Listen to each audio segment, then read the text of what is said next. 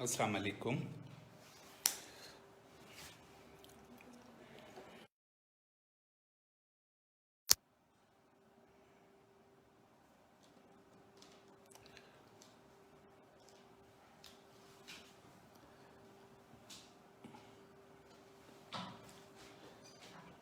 Let me just wait for people to join in.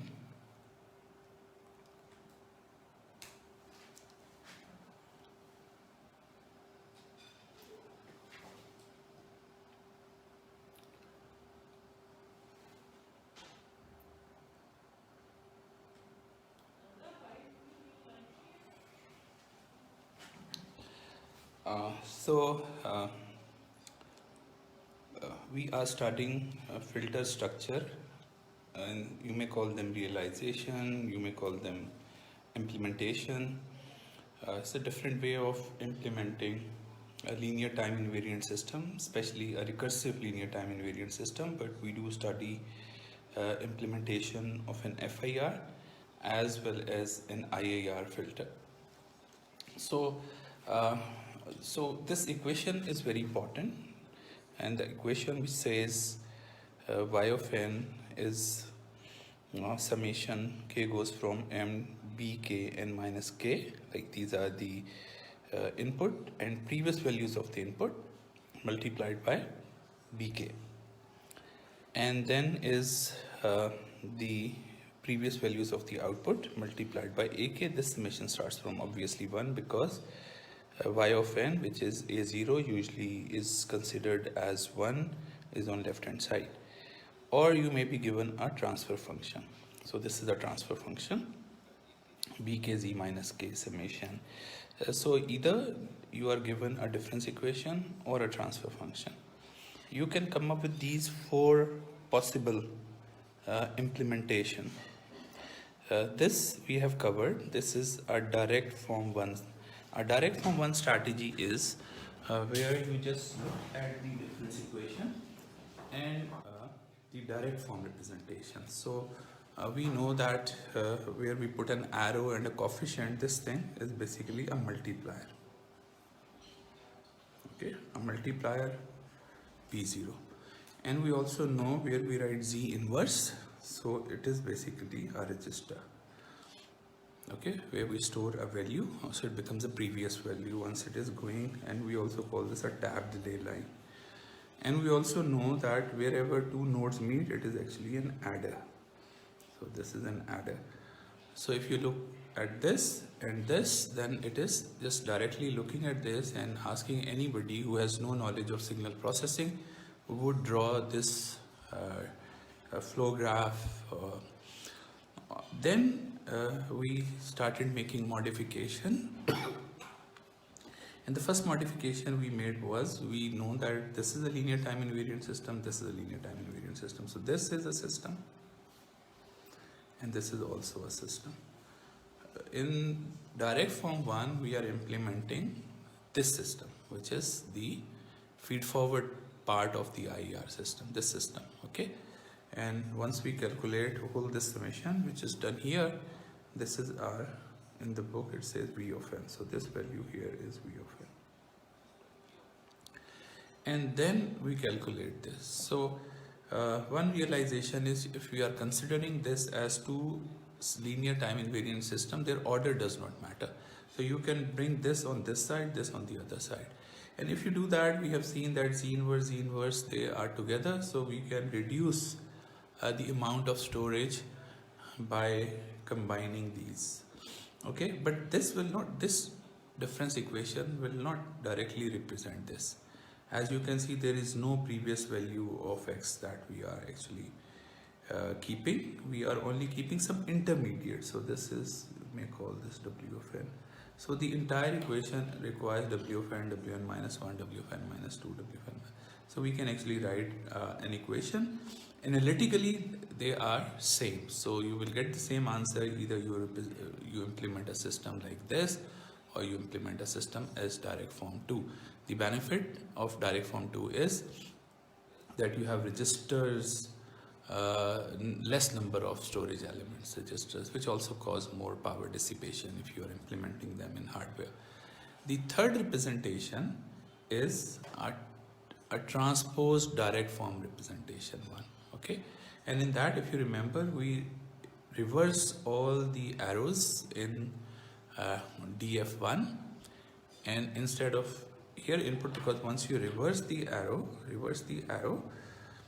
and so this, instead of y of n, this becomes x of n, and you reverse the arrow, this becomes y of n. Rest, you don't make any changes. Wherever two nodes meet, it is an adder, and wherever there is an arrow, a constant is written here, it is a multiplier. So you get transformed direct form 1. More interesting is where we mostly implement our algorithm, and especially if we are designing it in hardware, is this. This is transposed direct form 2 representation, okay, which comes from here, reversing all the arrows, and instead of input writing output, instead of output writing input, and then flipping it like this so that you get an architecture. Now, if you have drawn these 4 on your paper, on your cheat sheet, which I give you in exam, so this should be the easiest question. Okay, all you need to, given a difference equation or given a transfer function, remember transfer function should be written as 1 minus to represent a's on the right hand side, because with the negative sign it goes on left, and then once you bring them all the a's on the right hand side, they get a positive sign. So if it is a transfer function, write it like this. If it's a difference equation, like this. Given an exam in the question, if you have drawn these, you just need to identify b's and write b's here. Identify a, write a here. Identify a's and b's and a's and b's. So you don't even have to think about that question. It is just identifying a's and b's, and you have already drawn this. So draw this and put the constant number, and you are done with the question. For example, I have given you, let us solve this, okay, and any 4, we know this is a second order system, so all I need to do is I take this and put the value. So I know, now I know that this is my b0, this is my b1, and this is my b2, which is 1, okay, and I know this is my a1 and this is my a2. And if I ask you any of the 4 or all of the 4, all you have to do is just write these values here. So a1, instead of a1, I will write 0.75. Instead of a2, I write minus 0.125, and it will only be, this part will not be there, okay. b0 is 1, so I write 1. b1 is 2, so I write 2, and b2 is 1, so I write 1. So this is the structure. If I need to draw this, and obviously in the exam you have to draw this on your own sheet, answer sheet, so you can easily draw this. These are 4 parts, okay. I am drawing direct form 2, and it's so simple and easy to solve. I just copy that, z inverse, I write 1 here, I write 2 here, I write 1 here, I write 0.75 here, I write minus 0.125 here. I'm done with the answer to this question, okay. Similarly, if it is this, now you can, all you have to do is, if I ask you to draw a transposed direct form 2 architecture, so you need to do the same. Like for b0, you write 1, yeah, for b0 you write 1, for this you write 2, for this you write 1, for a1 you write 0.75, and a2 you write minus 0.125. And if you have to redraw this on your answer sheet, okay, redraw this on your answer sheet, that's not an issue at all. So you redraw this on your answer sheet like this.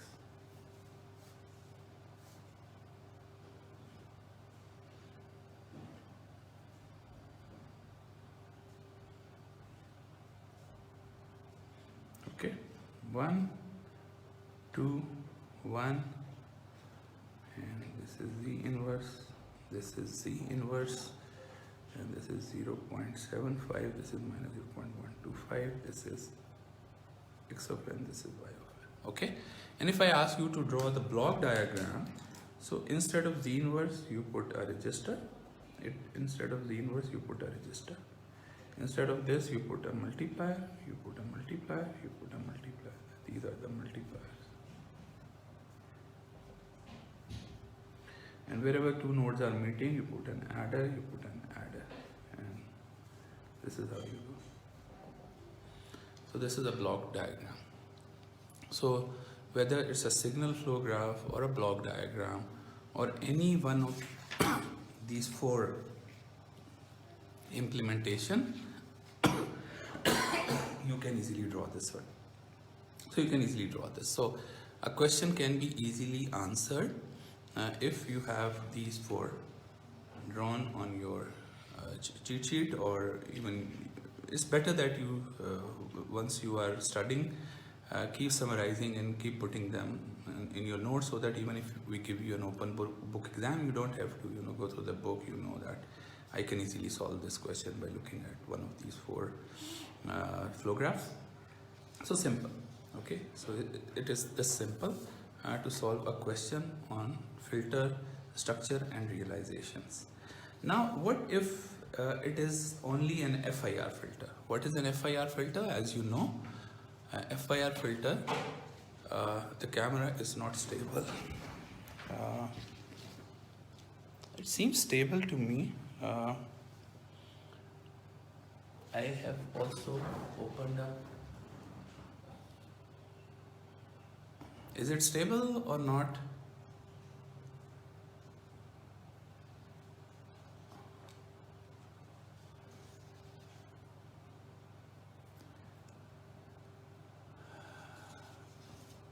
Let me know, because it seems like stable to me, but if it is not, I'll try doing something about it. Achha. Now what if we are implementing an FIR filter? If it is an FIR filter, then we only have this part. As we know, this is the only part we have. Instead of BK, okay, thank you. Instead of BK, we call this H of K. This becomes a convolution summation. Okay. If it is an FIR filter, the previous values of Y's are not required.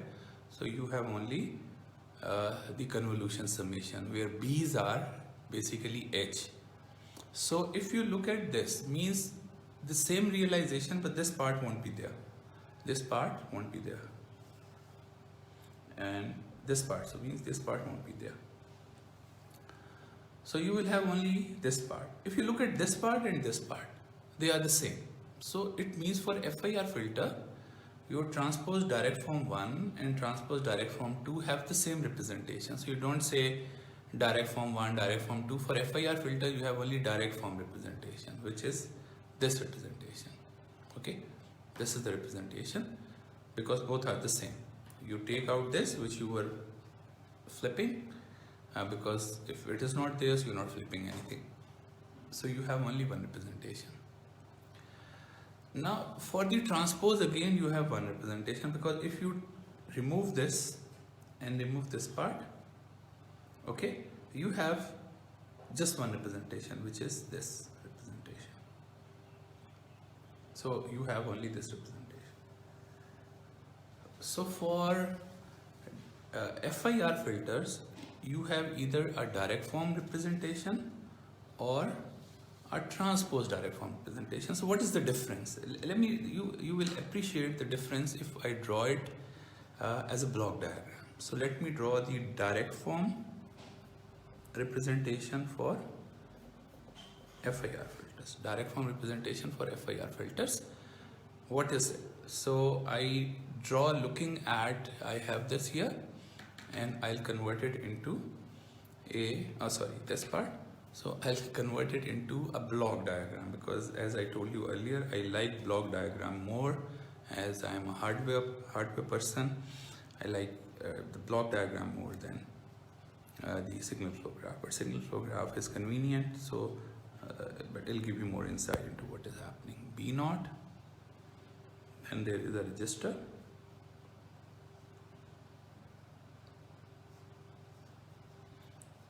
then there is B2, then there is a register,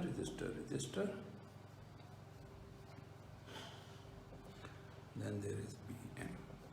Now wherever they meet, there is an adder.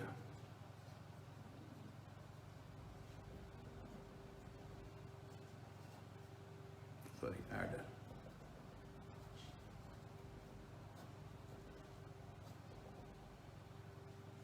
So wherever they meet, there is an adder, and this is Y of n. Okay, so this is a representation. Instead of B0, we know we call this H0, H1, H2, and Hn. So this is the notation. We can still call it B's, but the notation is that we want to call them H0, H1, H2, Hm. So I don't mind.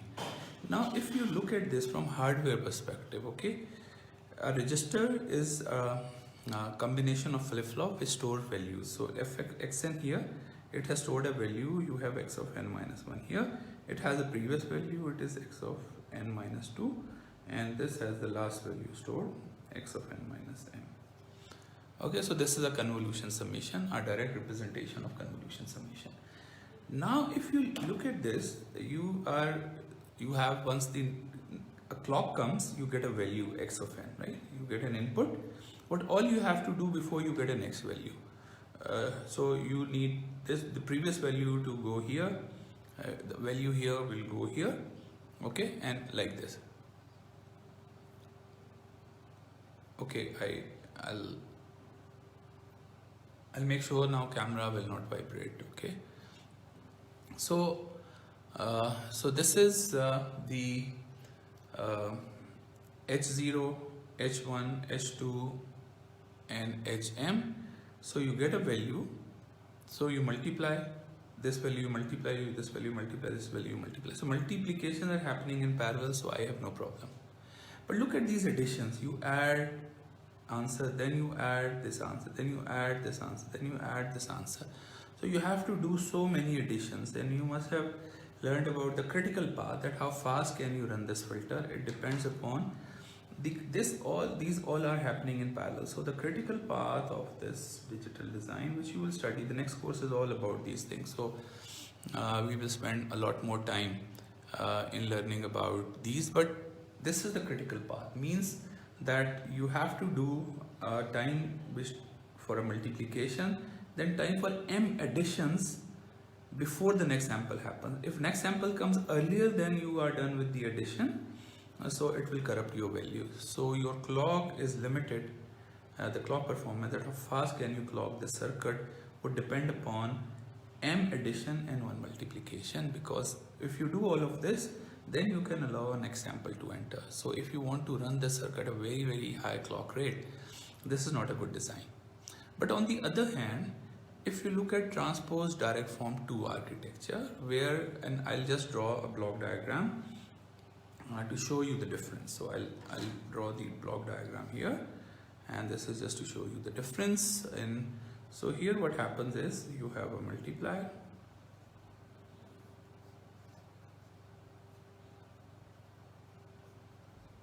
you have another multiplier,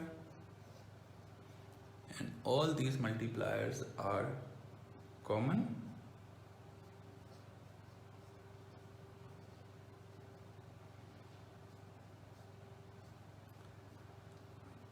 So x of n, so this is not a direct representation of a convolution summation, but analytically it is equal. It is equivalent, so the equivalence is guaranteed, and so you are going to get the same answer. So here is a register, here is a register, here is a register.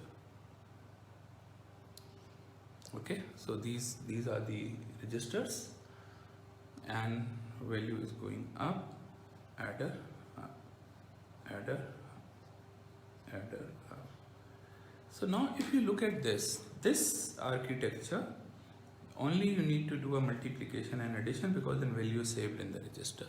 You do a multiplication and addition, value stored in the register, and you do a multiplication, value stored in the register, and all these multiplications and additions are happening in parallel if you realize it in hardware.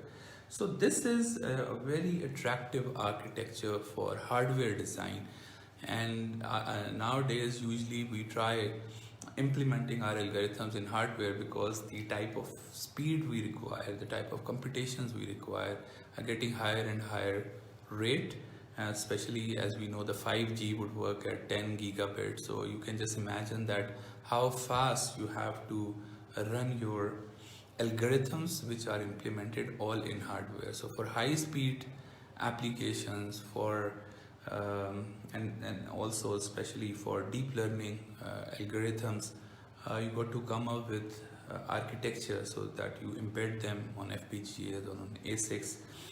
Very interesting course which you are going to learn. Dr. Sajid teaches that course. So there you will again learn this, that this is a very attractive architecture because this can be clocked at much higher rate than this. So this is the benefit of using transposed direct form both in FIR and IIR filters. So this benefit is there.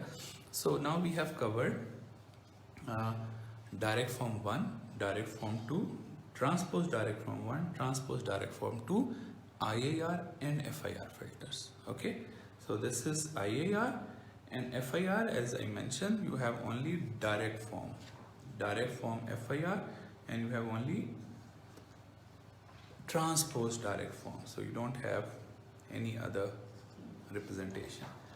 Now there is also a very interesting aspect which only if you learn you will know. If you don't learn, it will be very hard for you to comprehend and understand this particular aspect of implementation. And remember that a computer engineer, basically most of you, if you do a computer engineering job, you will be doing implementation, mostly implementation.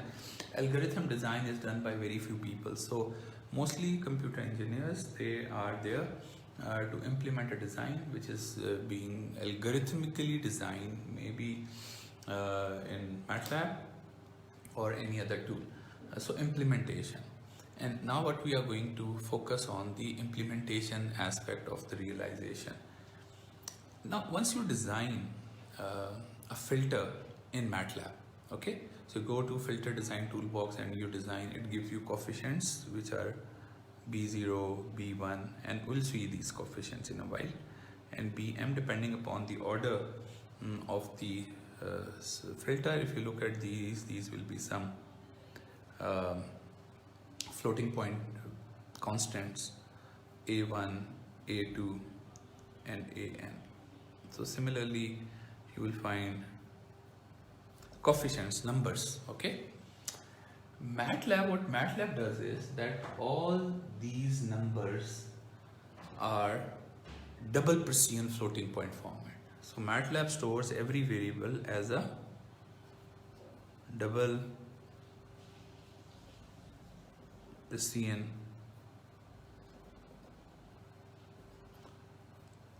floating point format.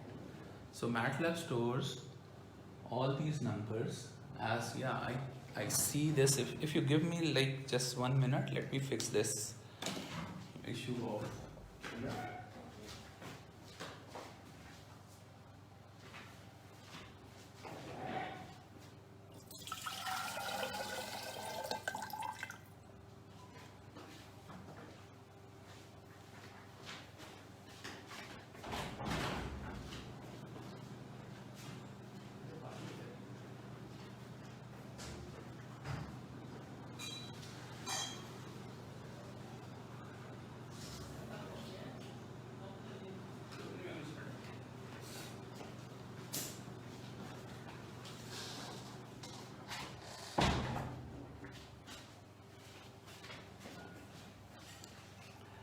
So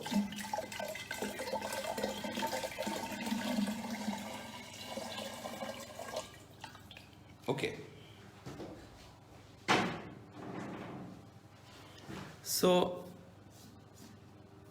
once you design something in MATLAB, it stores a value as a floating point in double precision floating point format. A double precision floating point format takes 64 bit. So it takes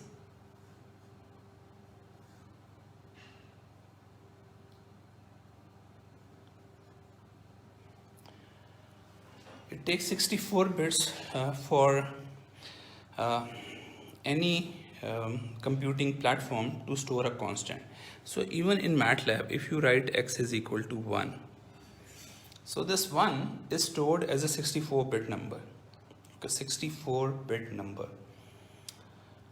So why should I worry about this? A 64-bit double precision floating point format is good because I am getting high precision computation.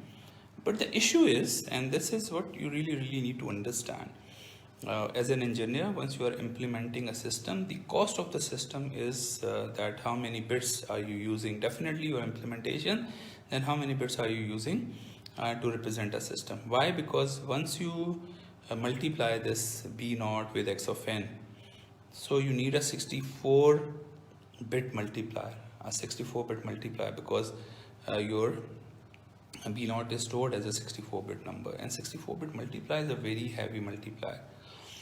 And still, why should I care if I am getting good precision? The issue is, like, once you sample your voice, let's say it is voice or any other signal, usually the best number of bits you get is 12 bits. Okay, mostly A to D converters are give you 12-bit number. So 12-bit number is that you have 2 raised to the power 12 levels. And once you play your process signal into a speaker, again you have 12-bit number. You have 12-bit number. If you are playing your input and after processing, you are playing it back, it's again a 12-bit number. And if it is a video, then let's say you have an 8-bit pixel. So once you play that video, you have an 8-bit pixel. Inside this, if you are just directly using MATLAB and just copying that algorithm to your digital signal processing system, all your computation, your memory, your multipliers, your adders got to handle a 64-bit number. So once you store a variable, it is a 64-bit number. And once you multiply, you are multiplying 64-bit numbers. It does not make any sense of investing, humongous amount of resources of doing high precision floating point multiplication, where ultimately you are only going to keep 12 bits because this is what you can play, or 8 bits. So it does not make any sense. And that brings a lot of complexity into implementation of systems, that if it is 12 bit that I am going to throw out, I should not have anything in my digital signal processing which has more than 16 bits. So mostly once you find processors, they will say we have a 16-bit processor, 16-bit processor. What is meant by 16-bit processor? A 16-bit processor means that its multiplier is 16-bit, its adder is 16-bit, and its memory, the number which you can keep, the memory is 16-bit wide. Usually memories are byte addressable, so you can store a 64-bit number, but for storing a 64-bit number means it is going to take 8 bytes, 8 addresses in your memory to store a double precision floating point. And then there is another discussion which I will not do in this course. You will study this in your digital design course, floating point versus fixed point. But I think now it is very simple for you to understand and comprehend that MATLAB gives you all the coefficients in double precision floating point format, whereas you don't want double precision because it adds a lot of cost into your system, and especially knowing that you have the input is only 12-bit and output is also going to be 12-bit or an 8-bit number. And if it is digital communication, either you are just sending a bit at a time, or you are sending 2 bits at a time, or you are sending 4 bits at a time. So end of the day, what you get out of the system is a bit coming out, just single bit coming out, or a 2 bits coming out. So it does not make any sense for you to design a system which is a double precision, which keeps double precision floating point format, which is a 64-bit. Every variable is stored as a 64-bit format number.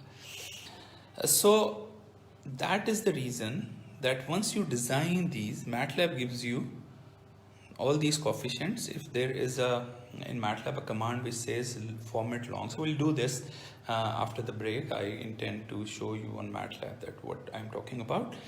So once you look at this number, MATLAB displays only showing you like few of these digits, but if you go say long format, it'll show you a long, very long number which MATLAB has designed for you, and you say, oh, I don't want to keep such a big number in my processor. If actually you are going to implement this on a digital signal processor or an IoT processor, so you have to bring these back to 16-bit numbers. Okay, you truncate them and you bring them back into because you only want your coefficients to be 16-bit. Now you can see that you are throwing most part of your numbers, like you are throwing away 48 bits, okay, and only keeping 16-bit out of these 64 bits, and all in the digital signal processor. So MATLAB is one. You do your simulation algorithms in MATLAB, and once you are converting them back and you want them to map on the DSP, so you have to go through another step where every variable you reduce it to 16-bit variable. So every number which you get, you have to reduce it back to 16-bit. Okay, so you throw away every time, all the time you're just throwing away the lower precision bits, so that never in your algorithm there is any number which require more than 16 bits. So a lot of work a computer engineer has to do after an algorithm is tested and designed in MATLAB. A lot an engineer has to do, and this that we have seen, you have to do this. Why? Because to reduce. So what is the difference in price of a 16-bit and a 64-bit processor? Almost 4 times. 4 times, like, and it will dissipate the power 4 times. So you hate to have a device, a competing device in the market which is 4 times as expensive as the other people have designed. So obviously your device is not going to sell. So you got to make sure that what you design is optimal, and optimality requires you to reduce all the variables to 16-bit variables. So, but what happens once you are doing this? Okay, let's say you have a very simple single pole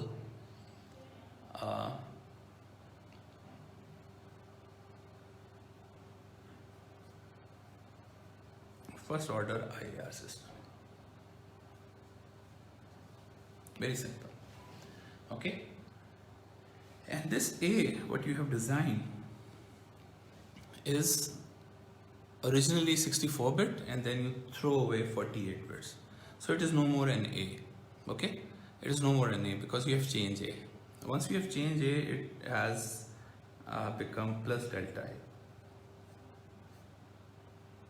This is what you have thrown away.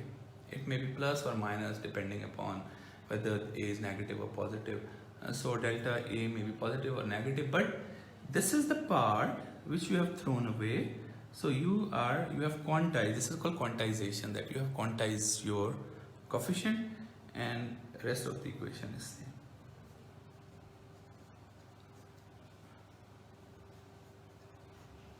So now, as you can see, your equation has changed. It is no more a y of n minus 1 plus x of n, but it has another part which is delta of a y of n minus 1. Okay,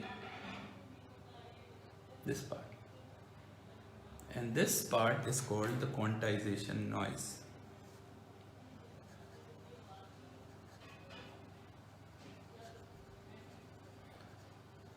Why? This is not part of the algorithm that I designed. It was never part of it. So why it has come? Because I have no other option but to throw away these and add quantization noise, and you end up just fighting with quantization noise. Okay, and especially the IAR filters are more sensitive to quantization noise because it adds into your y of n this noise, and next time it again gets back into the system. So the noise is always getting back because the feed back system. So if IAR filters are sensitive to quantization noise, and this is the reason, because the noise is getting fed back into the system again and again. But you got to be very, very sensitive. You need to understand these concepts, that once you are implementing on a real system, you add quantization noise. And why should I worry about that? So this is very interesting discussions. Okay, very interesting discussions. I really like this discussion. So for example, let's say you have a polynomial. Consider this, because mostly we are, once you have a Z transform, it is a polynomial. Okay, and we are more concerned about all the roots of the denominator, which are poles of the system, and we know all the poles of the system must be inside a unit circle. So we know that. Okay, now let's see, I have let's understand polynomials and effect of quantization on, still is vibrating. Give me a little more time, please.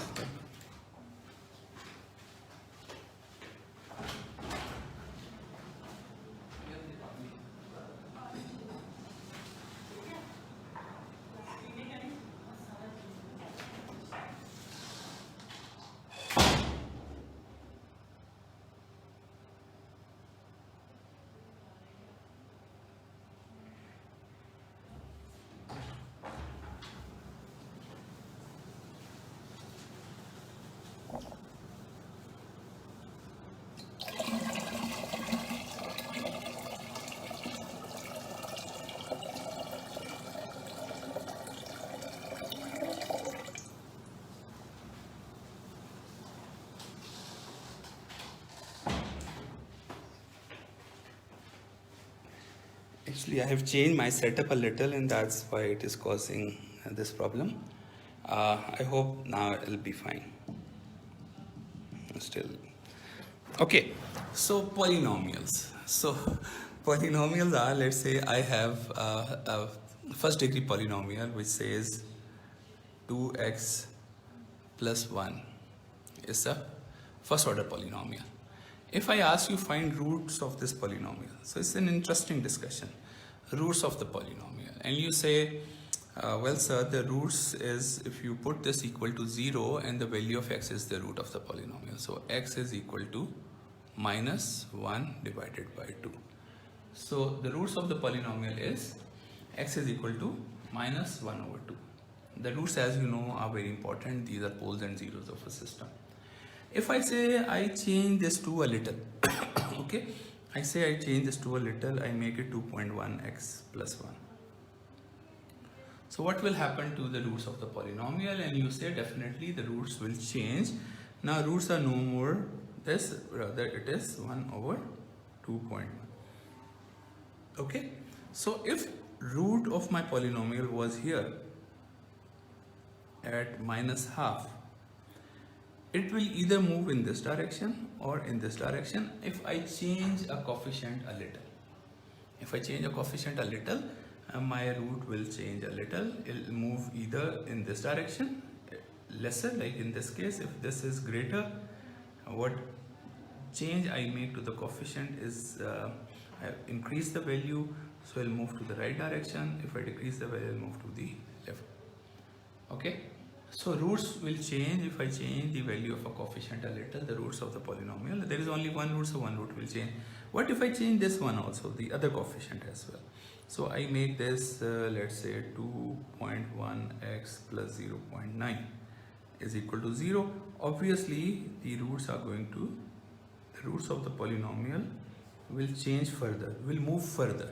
Okay, so for example, if originally the root was here, and with changing one coefficient, the root came here, and then again changing the second coefficient, the root may move in this direction or in this direction.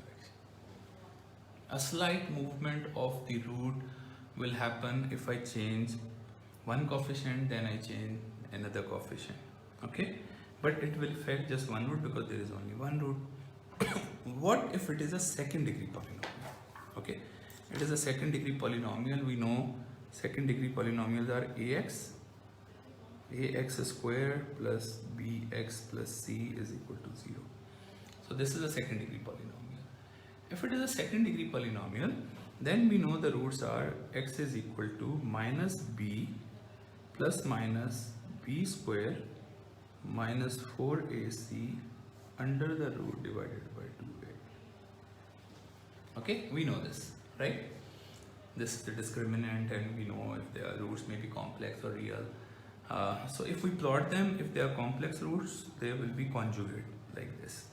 This is how you're going to see the roots of a second order polynomial. Now if I change a little this coefficient a, what will happen?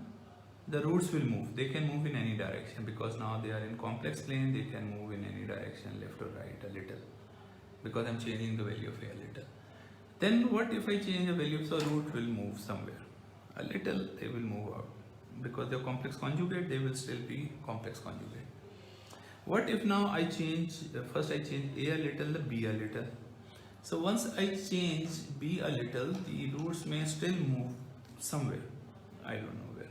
Okay, either this way, that way, depends. And because if I don't have any control over the changes I am making to the coefficients, all the roots, just making, and this is important, just making change in a, both roots will move because it is affecting both the roots of the polynomial.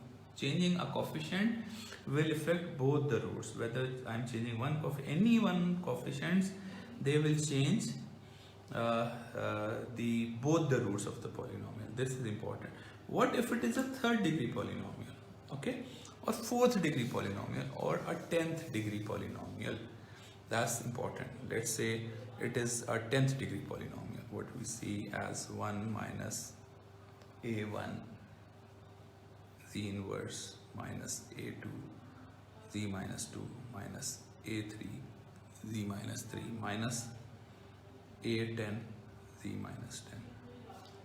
Similarly, b0 plus b1 z inverse plus b9, for example, z minus 9. Let's say this is, and I only make changes in coefficient a1, only a1.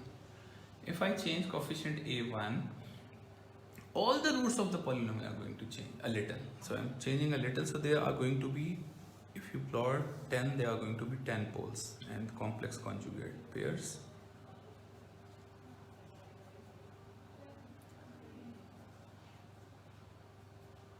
Maybe this, okay? And now I change this a little, I am going to see every coefficient will move. Okay, every pole, sorry, all the roots, it will affect all the roots. They'll move a little. Okay, they move a little. If I change a2, then wherever they are, they again move a little.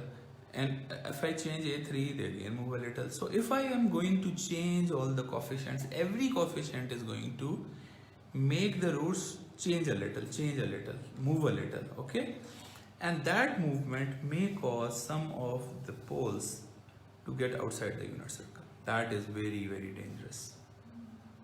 Okay, and that's why people are more careful once they are designing an IR filter, because they cannot keep all the coefficients in double Precision format.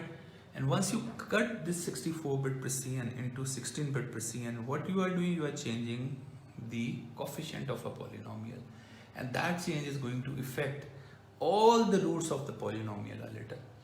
And but then you have to quantize this, and you have to quantize this, and you have to quantize this, and making 10 changes in a polynomial, 10 coefficients in a polynomial, your roots are going to move 10 times, a little.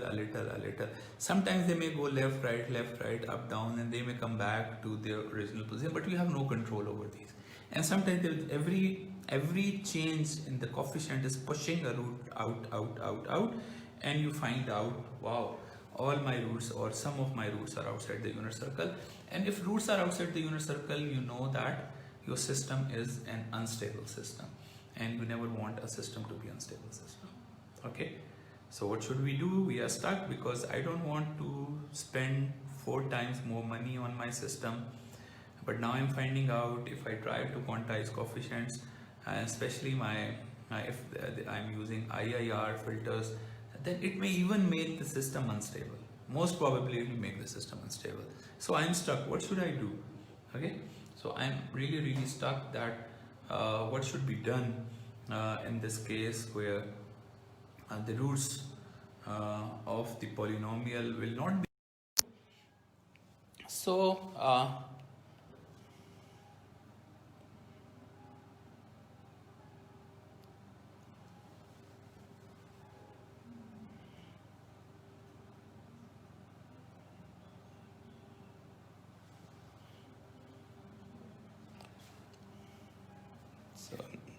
for some reason I got disconnected, but now we are back again. So now we kind of understand that quantization of coefficients may cause a system to go unstable, which you never like. So may cause a system to go unstable, and that is a disaster that can happen to your DSP implementation. A system going unstable is truly a disaster that you would never like to happen. So what should we do then?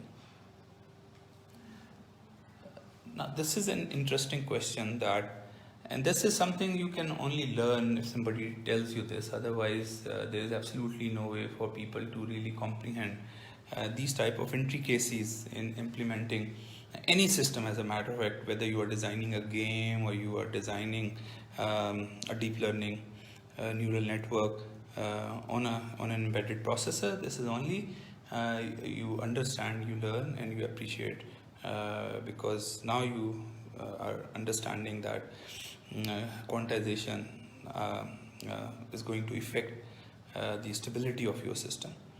So, but there is a very interesting observation which we made, and the observation was that if it is a first degree polynomial, only a little change will move this pole a little once. If we change two coefficient, it will only push this coefficient a little twice. If it is a second degree polynomial like this, if it is a second degree polynomial, then only because of change in A and B and C, a push will be 3 times, a little, 3 times, okay? And because we are making very little changes in the coefficients, so 3 pushes. But on the other hand, if it is a 10th degree polynomial and we are changing 10 coefficients like this, then it is going to push the root 10 times. So I would prefer my root to be pushed minimum number of time, okay, minimum number of time.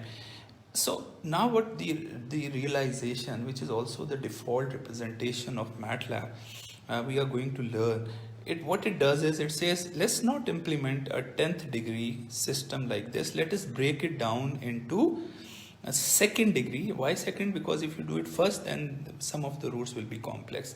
But you combine, and this is very interesting. You combine these two, the complex conjugate pair, and you say this is my system number 1. Then you say this is my system number 2. This is my system number 3. This is my system number 4. This is my system number 5. So a 10th degree system is never implemented as a 10th degree system. It is implemented as 5 second degree system cascaded with each other. You should cascade them together. And why? Because once you convert them into 5 second degree, which we have as a I gave you an example just to show you the same, that a second degree is like this, okay? So you convert your 10th degree polynomial, and shortly we will learn how to convert, and MATLAB does it for you, so you need not to worry about it. Once you design something in MATLAB, it will automatically convert your 10th degree polynomial into 5 second degree polynomials. And so the equation which you are implementing is a very simple equation which has only 1, 2, 3, 4, 5, 6 coefficients. So you can recursively call this 10 times, with the coefficients every time will change. So you take this system, you put these 5 times with different coefficients, to implement a 10th degree polynomial. So that brings the importance of cascade form, that now we also understand why cascade form. Cascade forms are to cater for the quantization, as we know that we cannot implement a double precision floating point format on an embedded processor. Usually our processors are 16-bit processors. So this tells us that cascade form, all it does is that it converts a system into 5 systems if it is a 10th degree, second order, second order, second order, second order. And linear and time invariance allows you for these type of simplifications, that you first, so what and how it is done? It is done by first converting these into you convert them into factors. What would be the effect on overall system if any of the cascade system becomes unstable? Yeah, in fact, once you are designing it in MATLAB, MATLAB ensures that if the resultant system is unstable, it will voice, it will tell you that, oh, the realization, once you have, I'll show you in a while, that realization is unstable.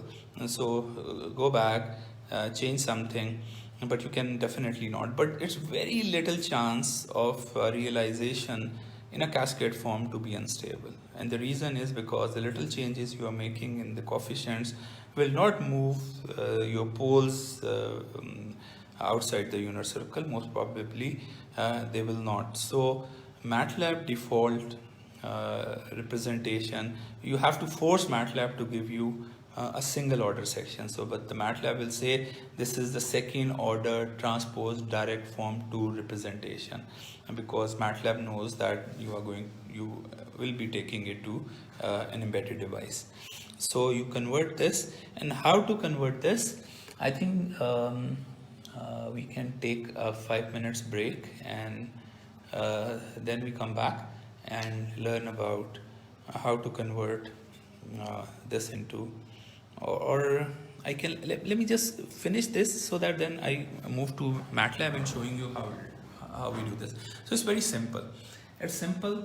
Why? Because all you have to do is make factors, and we know how to make factors, and use those factors or the representation, factored representation of converting this. So first of all, this 10th degree polynomial will be converted into product form.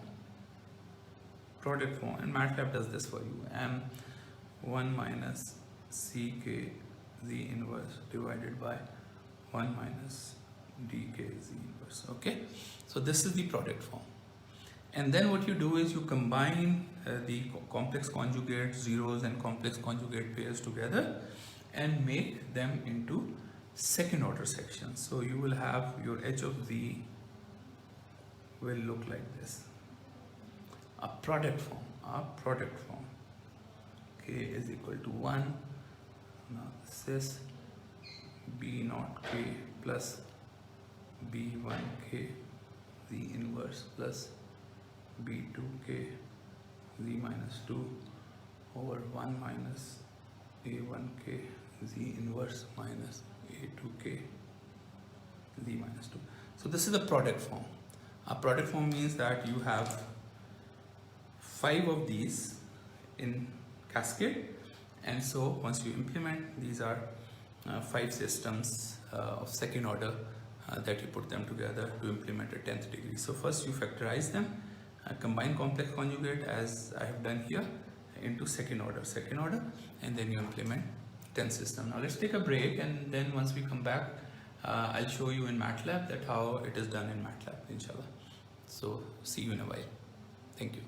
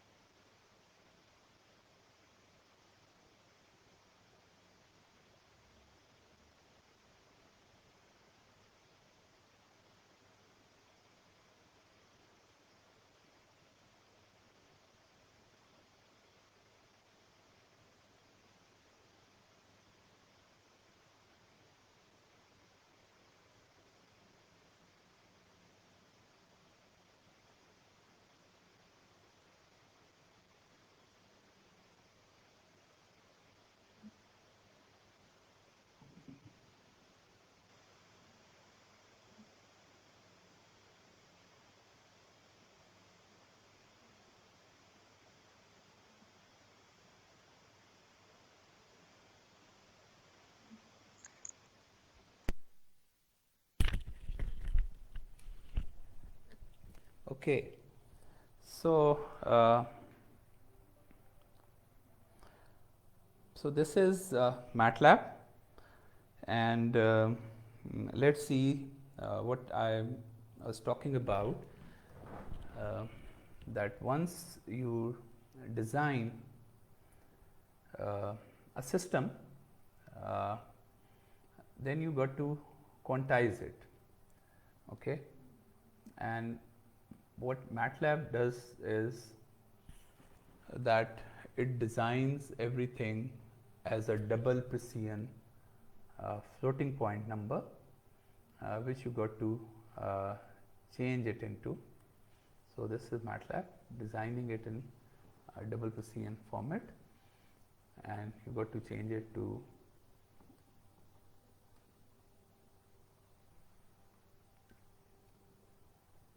so this is the double precision. So this is what the MATLAB gives you, a double precision.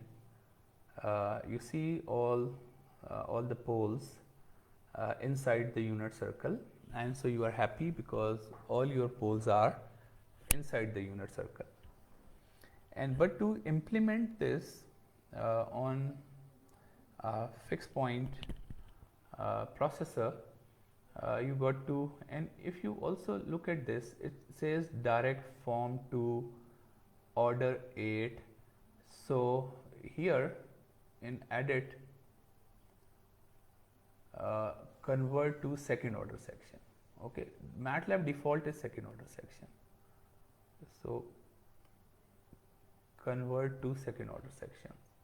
So this filter will then be converted into second order section, and so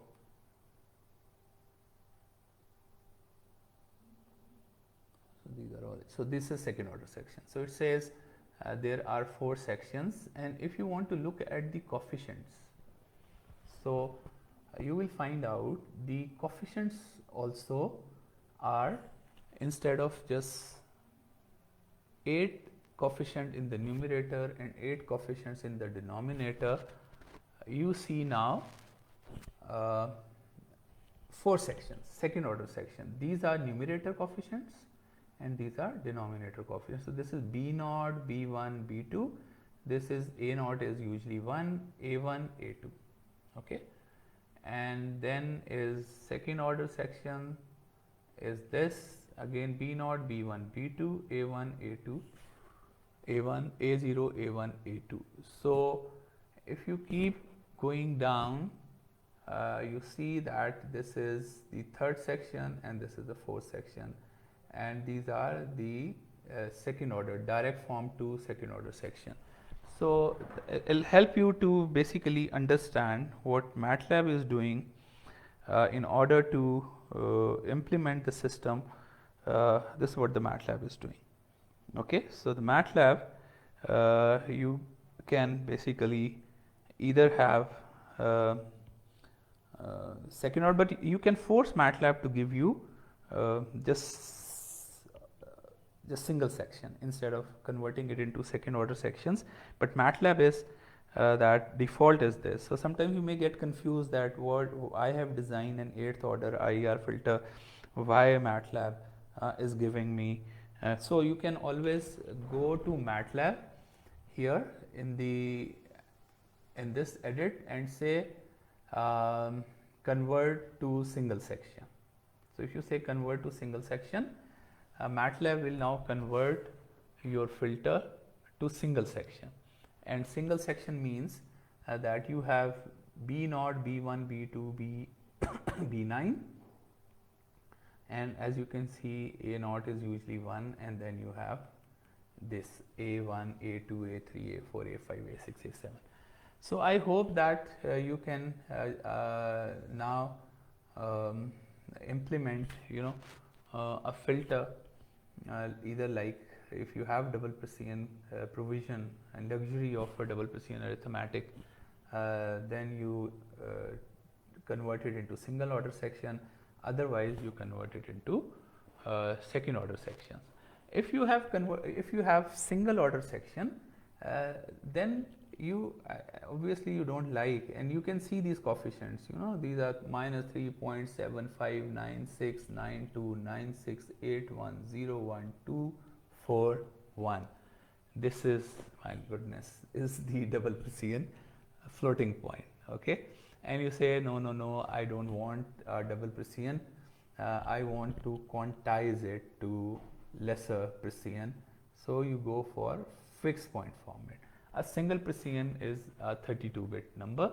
So you say I want my coefficients to be fixed point, and as you can see, it is saying it is no more stable system. If you plot this, and though I am just keeping a coefficient to 8-bit, but just to demonstrate that some of these poles, so these are the original, where you see crosses are your original poles, and where you see this plus sign, this is how much, wow, my goodness, see how much a pole has moved, how much a pole has moved, and some of the poles, they have gone outside the unit circle, and that a pole going outside the unit circle is very disastrous.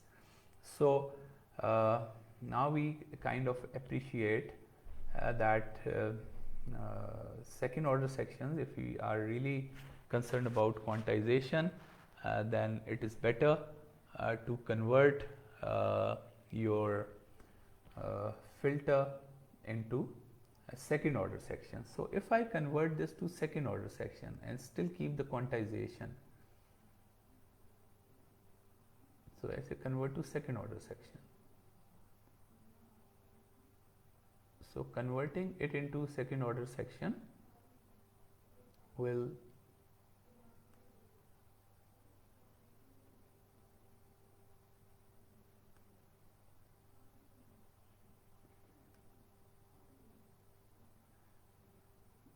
converting this to second order section. Yeah, it says it is still unstable. Okay, as we mentioned, perhaps the pole here is too close to the circle. Okay, and still even in second order section it has pushed it. So what we do is we increase, here we go and we say instead of 8-bit, so at this point usually you have luxury to keep number as 16-bit number, not as 8-bit number. So you can change this to a 16-bit number. So a 16-bit number that you have changed it to a 16-bit number, and then you again by doing this you can see that what will happen to your stability of the system. Will the system remain stable, or it will not remain stable? So that is something you can always see somehow.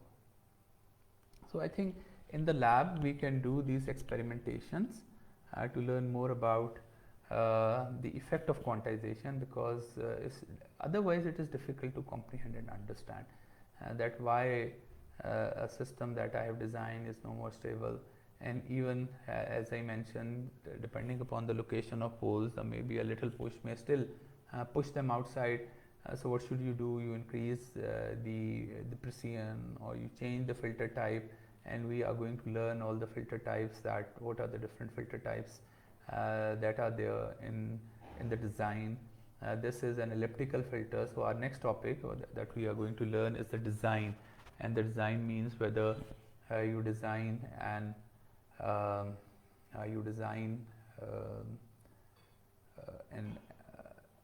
elliptic method, or there is another Chebyshev method, or so there are different ways of designing an IIR filter. So we will do that and learn more about these things. Let me just now have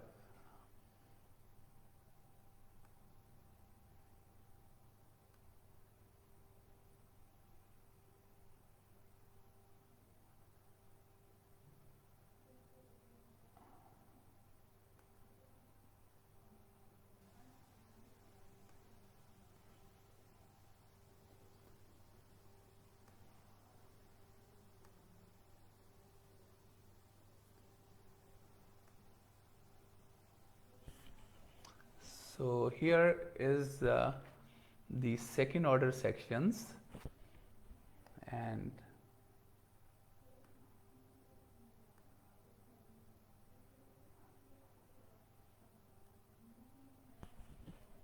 so now we understand that the second order sections are that we have what we do is, so it's not very difficult to really comprehend. Usually, so here we will learn about the effects of quantization. So coefficient quantization is an important aspect in signal processing. You got to convert your coefficients into lesser precision coefficients. May these be 16-bit, usually these are 16-bit numbers, and once you truncate and convert them into fixed point, and that you are going to learn in your next course, so you are changing the value of the constant to it is no more a, it is a hat, which is quantized value of a. So because of the quantization of the coefficients, your desired response is not going to be the actual response anymore. I'll add the round of noise, and you may also need to look into overflows and underflows, and this again a topic that we will cover in detail in our next course on digital system design. So but remember that you have to sometime quantize your input even, okay, the input coming to the filter itself, because once you are cascading and whenever you multiply to 16-bit number, you again get a 32-bit number. You have to again convert that number to 16-bit. So all the time in an implementation, you are throwing away bits, then again. So whenever an input come to you, usually it is more than 16 bits because it is coming from another system, usually as a result of multiplication and addition, and you convert these back to 16 bits, so you add quantization. So Q means that you convert it back to the number of bits which you want your algorithm to handle. So you have a coefficient, a nice coefficient A, but you convert it back from 64-bit to 16-bit. And so even you multiply, after multiplication you have to quantize, after addition you have to quantize. So it is very tough for an implementation engineer to implement a system on an embedded system, because every operation you perform may result into growth, especially multiplication of two 16-bit number will give you a 32-bit number, and again you have to put them back to 16, and addition of two 16-bit number will give you a 17-bit number. You have to throw away one bit.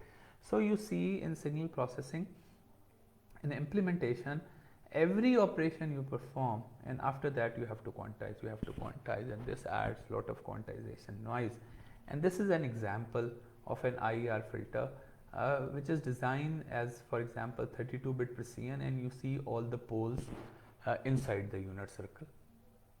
And then you start reducing the number of bits to represent a coefficient, and even once the number of coefficients are 28, and here 24 coefficients, I mean still they are a lot more than 16. You see two of the poles are outside the unit circle and system is unstable, and this is not acceptable, and you say, oh, this is not acceptable, so what should we do? And 20 bits, now even more coefficients are outside the unit circle, okay.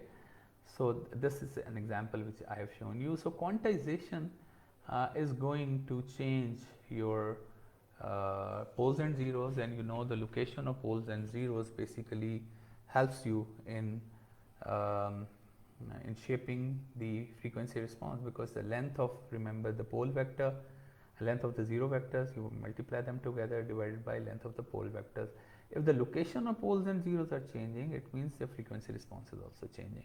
So the frequency response is changing, you may or may not like it. Like here, n is 30, you see it is no more 0 dB, it is it is attenuating even the signal which you want to go past as is. So you got to be very cautious about the effect of quantization in the implementation of a filter. So how you do that? First, instead that you go and quantize all the coefficients, and every coefficient is going to push your filter in a direction in which you cannot determine. So you basically combine them and you make them into second order sections. So you make them into second order sections, and how the second order sections, as we discussed, first you put them as so how you convert them. First you basically change them into roots, and then factorize them, and then combine the factors, and that's what you do. So this is your cascade form architecture. And parallel architecture is also possible, that you make factors and you combine the factors which have conjugate pairs together and make them into a summation, a parallel form. So I'll do an example of parallel form as well. So now look at this. If you have second order section, SOS is second order section. Even if you go to 8-bit precision, still your filter is stable. If you go to 10-bit precision, your filter is stable. 14-bit precision, 16-bit precision, your filter is stable. And why? Because now every quantization is only going to change push the two roots, respective two roots a little, and still you maintain, and the location is not changed that much.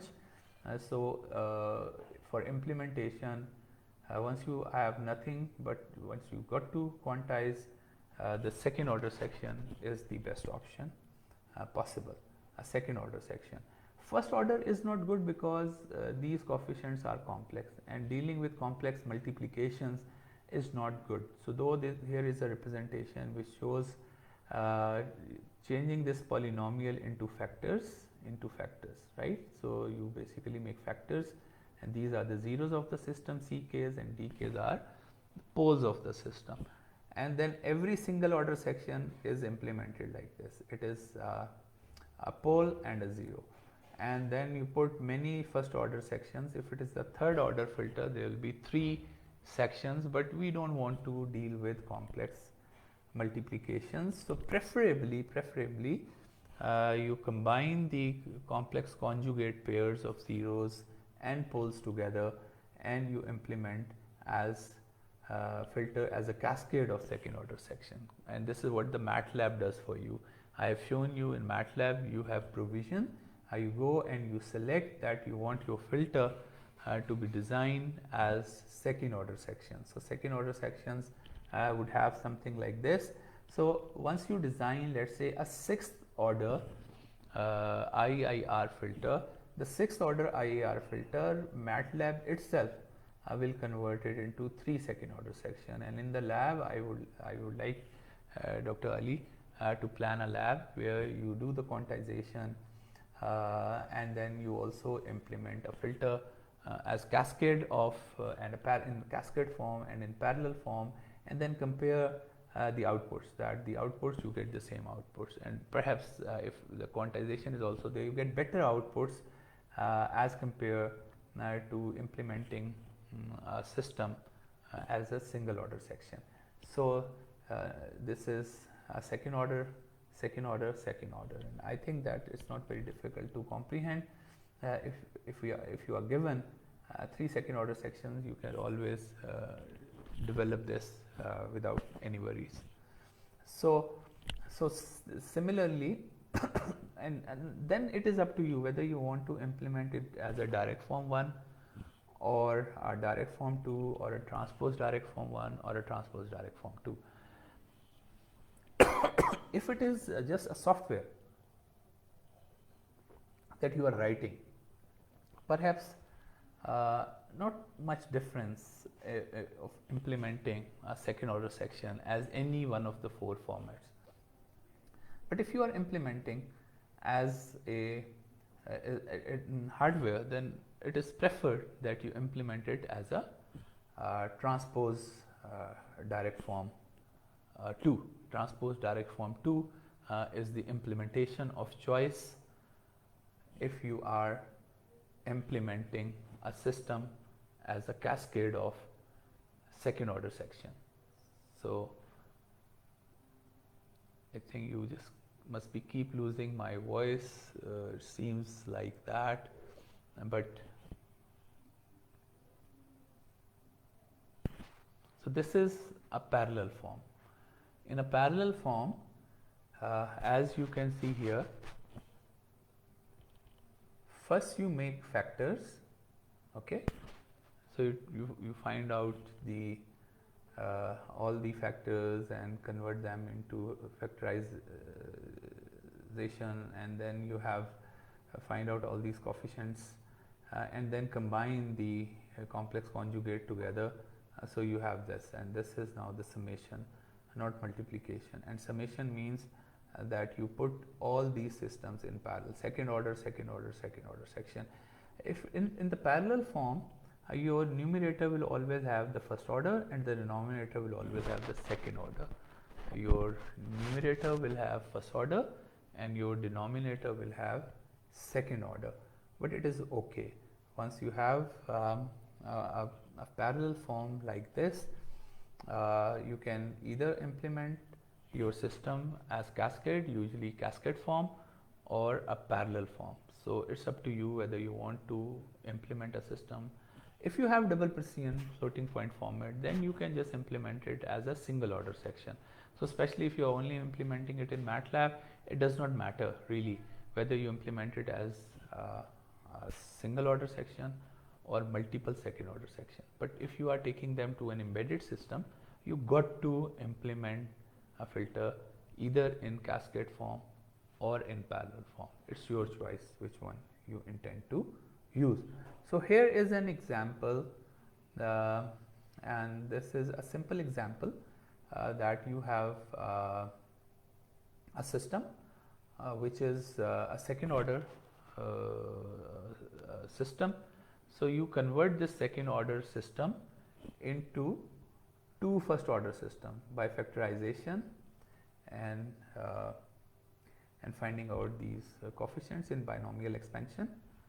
And in this expansion you find this coefficients, and now you have this is just 8, so it's just a gain which you are giving to input. This is 18 as B0, so 18 as B0, and 0.5 as A1, so 0.5 as A1. And similarly this is minus 25 as B0 and minus 0.25 as A1. So this is a realization of the filter, and this is where if you combine these two together, it becomes a second order section. So you have a parallel form as well. So you can have, like we have already studied transpose form, we have already covered transpose and parallel form, and we have already studied the structure of the FIR filters. Now there is only one thing is left, and which is also an interesting aspect of filter design. Let me just do this on paper so you will have more comprehension. Okay, so we have seen some interesting aspect of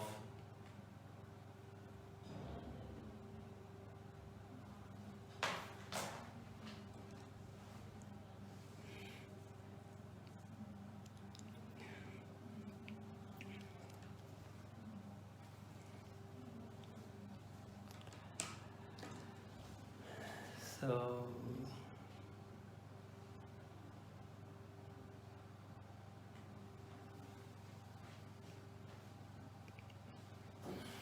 this is the last topic in this chapter of implementation, and this is about implementation of FIR filters.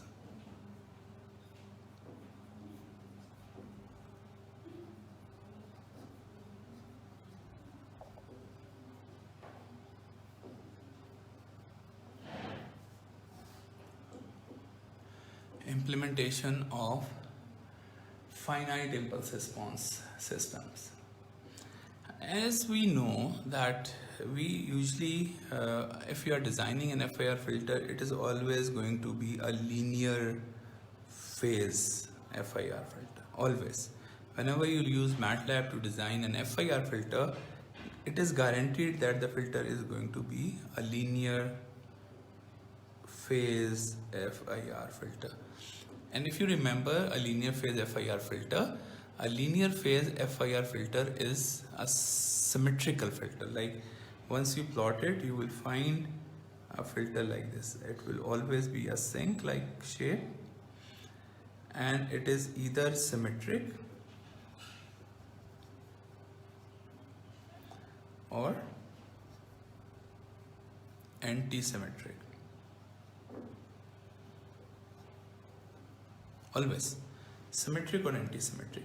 What is meant by symmetric? That its first coefficient, so if you look at the coefficient, its first coefficient is going to be the same as the last coefficient.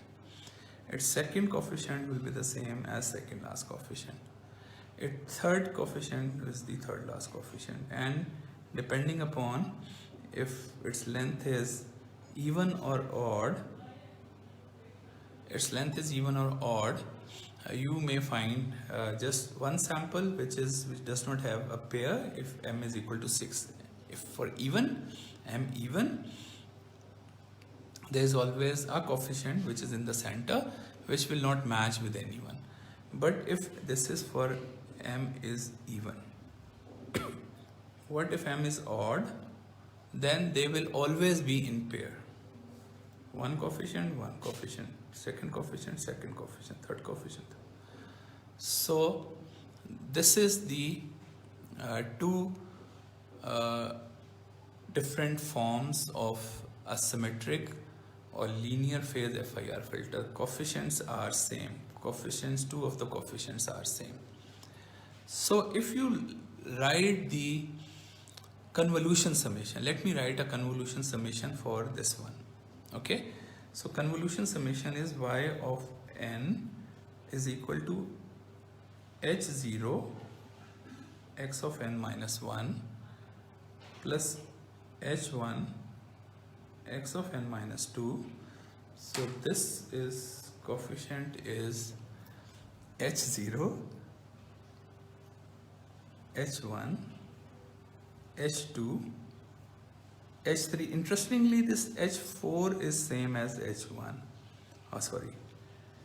0, 1, 2, 3, 4. This is h4 is same as h1, h5 is same as h2, h6 is same as h3, h0, sorry. h1, h2, h1, h0, like this. Okay, so h1 plus h2 xn minus 3, okay, and plus h4 xn minus 4, and then once I write h3, once I write h4 xn minus 4 and h5 xn minus 5 plus h6 and minus, I intentionally write it like this. Why? The reason is I know this is also h0. A very simple mathematical trick will help you in lot of saving in hardware. So you say, oh, h6 is actually same as h0, h5 is same as h1, h4 is same as h2. Very simple mathematical manipulation. I'm not doing any fancy intricate maths, just simple that h6 is same as h0, so I write h0, h5 is same as h1, I write h1, h2 is 4 is same as h2, h2. And now you know from your very basic algebra that you have studied that if h0, h0, so you can take h0 as common, okay, and we know that. So you take h0 as common, and in bracket you have xn minus 1 plus xn minus 6. So what it has done, that it has helped you to save a multiplication, a multiplier, because now you just add and do one multiplication. Previously you were doing 2 multiplications. So it has saved you with 1 multiplier. And same is the case with the other, that you have h1, so you keep h1 as common and you have xn minus 2 plus xn minus 5, right? And similarly you have the last one, which is the h2 xn minus 2 plus xn minus 4, and then there is a separate one which is h3 xn minus 3. It is not paired with anything, but as you can see that this form, we know for sure that no matter what FIR filter you design is always going to be a symmetric filter. So you can save half the amount of multipliers by using the simple trick of replicating, just changing in the convolution summation, changing all these coefficients which are repeating themselves to their original form, and then making these as common, and you implement. Okay, so this results into a folded, so we call this a structure which is where you can just fold this, or you are exploiting the symmetry for m is even. This is what we have seen, that you have this and then you have a register. So this is x of n and this is x of n minus 1. Okay, and then it goes to x of n minus 2, then it goes to x of n minus 3, x of n minus 2, then goes to x of n minus 3, which is so then it goes to x of n minus 1, 2, 3, 4, then it goes to x of n minus 5, and so I have, let me just draw this again. 1, 2, 3, 1, 2, 3. So this is better. This is x of n minus 1, x of n minus 2, x of n minus 3, x of n minus 4, x of n minus 5, and x of n minus 6. As this equation says that I should bring x of this is a mistake that I did here, minus 1, rest is okay. So I need to bring x of n,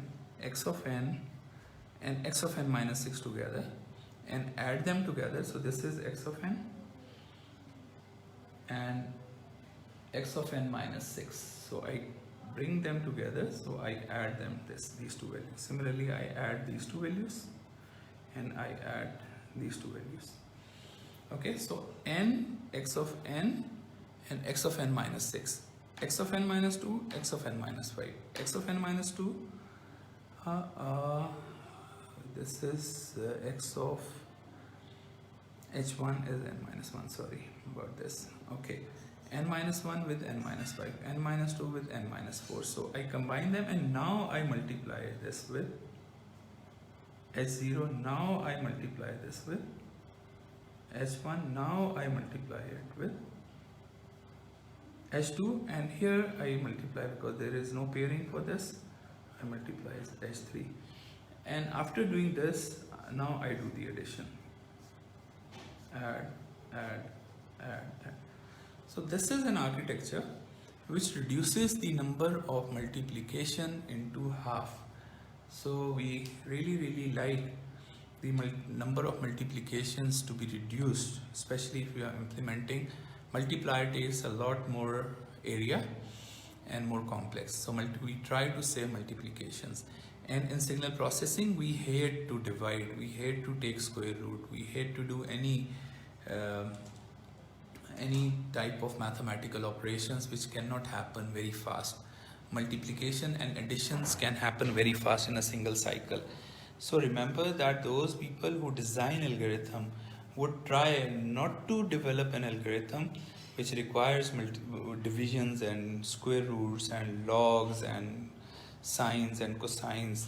Sometimes you have to. There is no way for you to not use this, so you are just stuck. But mostly a good algorithm person in signal processing, machine learning,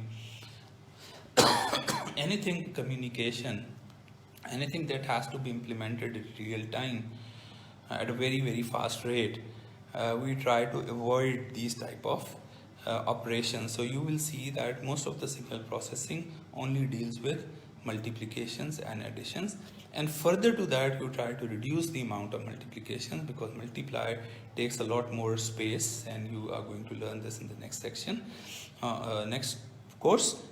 Then so this is an architecture, an interesting architecture which is called for the symmetric. So if m is even, if it is asymmetric, so there will be a negative sign, negative sign, negative sign. So only change you are going to make is instead of addition there will be subtraction, subtraction, subtraction. So I really don't worry about that.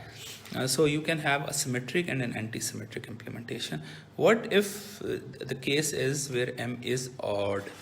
If m is odd, so let's just quickly do that. We have some time, and then I also intend to give you a quiz. I may ask you to just do it yourself. Spend like 5 minutes of your time and submit it. It's very simple quiz, but just help you to keep pace with the with what we are learning, so that we start the next chapter inshallah next time, and we'll plan a lab also for you to. So if it is something like this, okay, this is h0, h1, h2 is same as h1, and 0, 1, 2, 3, and h3 is same as h0. Okay, so the convolution summation, which is h0 xn plus h1 xn minus 1 plus h2 xn minus 2 plus h3 xn minus 3 will look like this. And then you say, because h2 is same as h1, h3, so you write it like this. And then further to this, you simplify it. You say it is h0 actually, and then you are going to add xn plus xn minus 3, and similarly you have h1, then you are going to add n minus 1. I hope this is very simple, right? There is absolutely no complexity in just comprehending that symmetry can help you to reduce the amount of multiplication, as you can now keep something as common, and once you're keeping something as common, that helps you to reduce the amount of multiplication. So what you do is, now you have a register here, okay? So you have x of n, and you have x of n minus 1 on this side, and then you also have a register here. You have x of n minus 2 on this side, then you have a register here. You have x n minus 3 on this side. So this is how you are storing the previous values. So simple. And now what you need to do is you add this and this together, because xn minus 3 together, and then you multiply it with h0. And similarly you add xn minus 1. So this is the difference, the little difference you have between m odd and m even, that you have a register place here. In this case there was no register place here, so n3 was alone, which was multiplied with h of 3. Here everything very nicely paired with something else, and then this is h1, and then you add, you get y of n. So this is this is your two of the forms, and as I have already mentioned that if it is anti-symmetric, then only you, instead of addition you are going to subtract, because in that case, as we know, your coefficients will look like this. You have h0 and here it is, and you have h1, you have this. So it'll be h0, h1 minus h0 minus h1. So this is the only difference if you have type 4 filter.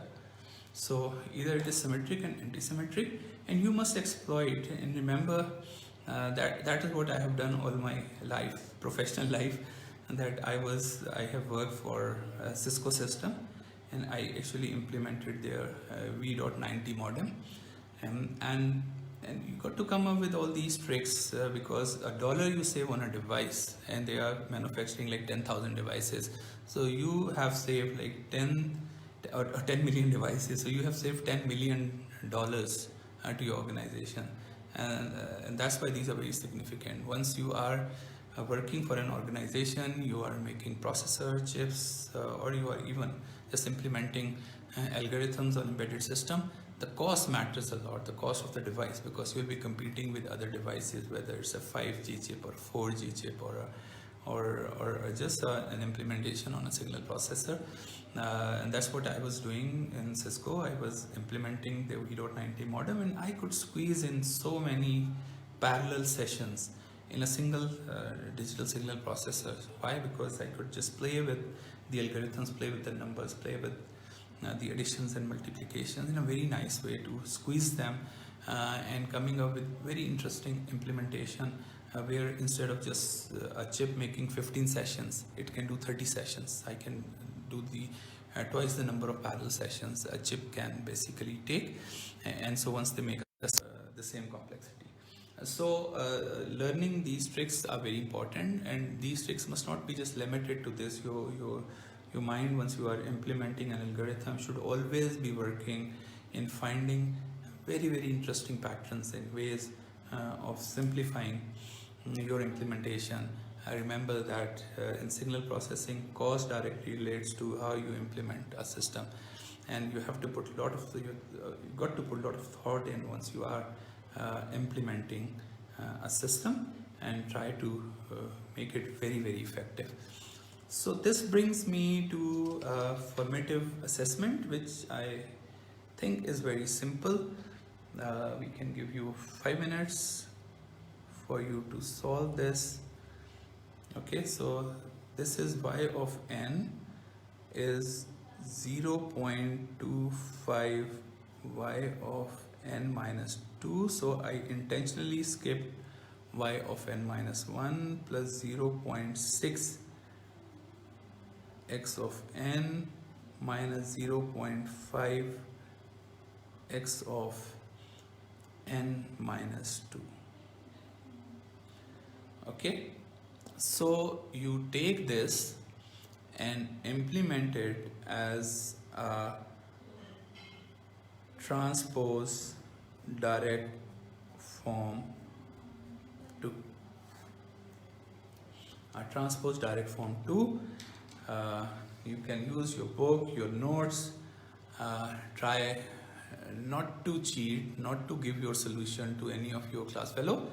Let them, because we have been studying this from even the last, and quickly just draw that, identify B0, B1, B2, A0, A1, A2, and put those numbers there and implement and send your answer. You can take a picture of the answer and send it to Dr. Ali. You already know his email address, or you can inbox me as well if you want to.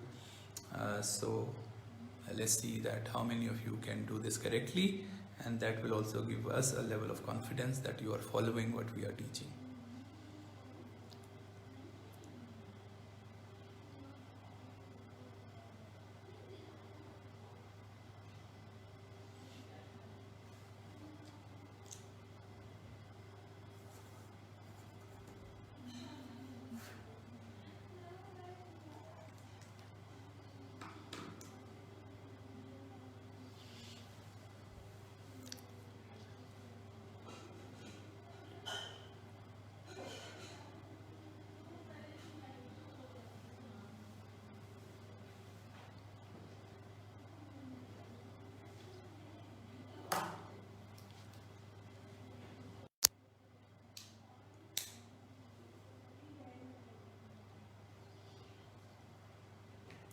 anybody has any question, you may ask please about the quiz, of course.